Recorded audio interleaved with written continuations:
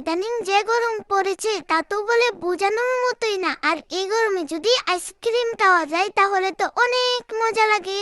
আজকেও আমি ঘুরতে ঘুরতে অনেকটা ক্লান্ত হয়ে গিয়েছিলাম, তারপরে চোখের সামনে একটা আইসক্রিমের দোকান বসে। এই আইসক্রিম গুলো খেতে না অনেক মজা লাগে। তারপর আমি ভাইয়াকে বললাম যে আমাকে আইসক্রিম কিনে দাও। ভাইয়াও আমার কথা শুনে দেরি না করে আমাকে ঝটপট করে আইসক্রিম কিনে দিল।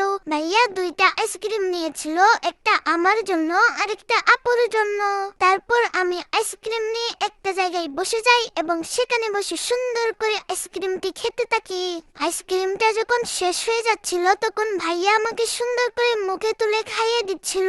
তো এই আইসক্রিম গুলো আপনারা কে কে পছন্দ করেন অবশ্যই কমেন্টস করে জানিয়ে দিয়েন। আর আপনাদের এলাকায় কি এখন গরম আছে নাকি বৃষ্টি সেটাও কমেন্টস করে জানিয়ে দিন। আপনি যদি আমার পেজটিতে নতুন হয়ে থাকেন তাহলে এক্ষুনি একটা ফলো করে দিন। ভিডিওটি ভালো লাগলে একটা লাইক কমেন্ট শেয়ার করে অন্যকে দেখার সুযোগ করে দিন।